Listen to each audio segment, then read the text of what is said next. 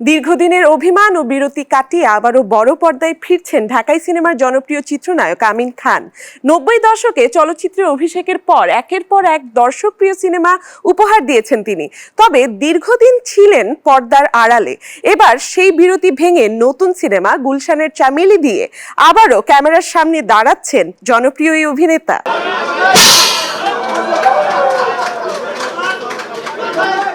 অপেক্ষার অবসান, অবশেষে অভিমান ভুলে অর্ধযুগেরও বেশি সময় পর আবারও বড় পর্দায় ফিরছেন ঢালিউডের জনপ্রিয় অভিনেতা আমিন খান। নির্মাতা মোহাম্মদ ইকবালের নতুন সিনেমা গুলশানের চামেলিতে এক ভিন্ন অবতারে দেখা যাবে তাকে। একই সিনেমার মাধ্যমে বাংলাদেশের চলচ্চিত্রে অভিষেক হতে যাচ্ছে কলকাতার অভিনেত্রী মধুমিতা সরকারের। গত শনিবার রাজধানীর একটি ৫ তারকা হোটেলে অনুষ্ঠিত হয়েছে সিনেমাটির শুভ মহরত। এ সময় আনুষ্ঠানিকভাবে ঘোষণা করা হয় সিনেমাটির অভিনয় শিল্পীদের নাম। আমিন খান ও মধুমিতার পাশাপাশি সিনেমাটির বিভিন্ন চরিত্রে অভিনয় করবেন রোজিনা, ওমর সানি, আজমারি হক বাঁধন, মিশা সওদাগর সহ এক ঝাঁক তারকা। অনেকদিন পর ছবিতে কাজ করার আমি বলবো যে সুযোগ হয়েছে, কেন জানি না ব্যাটে বলে মিল ছিল না।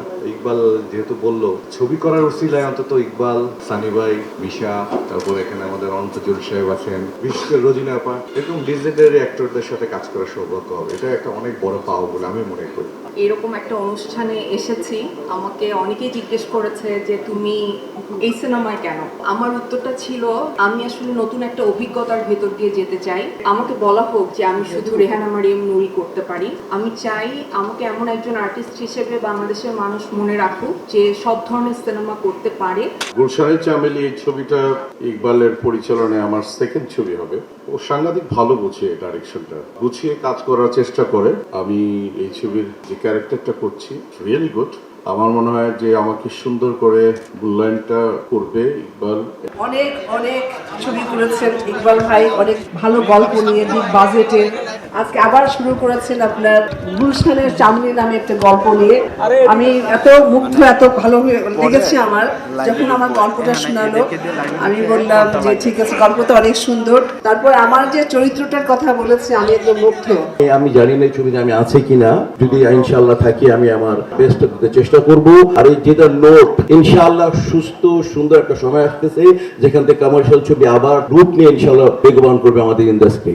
সবাই আমাকে খুব চেনে বা আমাকে যতটা আদরের সাথে ওয়েলকাম করেছে তার জন্য অনেক অনেক অনেক অনেক ধন্যবাদ। আর তার জন্য আমি ইকবাল ভাইকে অনেক ধন্যবাদ জানাতে চাইবো এই সুযোগটা দেওয়ার জন্য যে আমি এই ছবিটা করতে পারছি। তো এই ছবিটার গল্পটাও খুব অন্যরকম, খুবই ইউনিক। আমি এরকম ধরনের করিনি। এই ছবিটা করার জন্য প্রচন্ড এক্সাইটেড। প্রায় ৫ বছর আগে গুলশানের চামেলি সিনেমার ঘোষণা দিয়েছিলেন নির্মাতা মোহাম্মদ ইকবাল। নানা জটিলতায় দীর্ঘদিন আটকে ছিল ছবিটির কাজ। অবশেষে সব বাধা পেরিয়ে শুটিং শুরুর আনুষ্ঠানিকতা সম্পূর্ণ হওয়ায় উচ্ছ্বাস প্রকাশ করেছেন এই নির্মাতা। বাংলাদেশের আমিন খান মানে এটা তো আপনারা সবাই জানেন।